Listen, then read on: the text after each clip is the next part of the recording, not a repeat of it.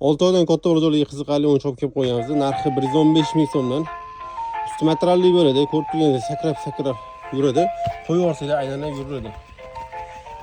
İki taraf mexanizm optesi bemalol yuksatsam bo'ladi.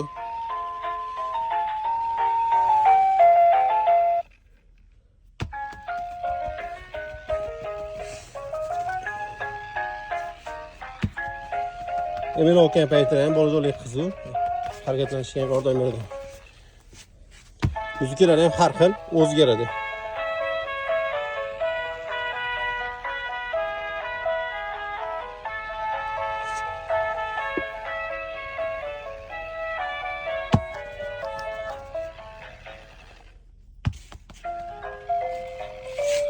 Ko'p turganida har xil o'zgaradi.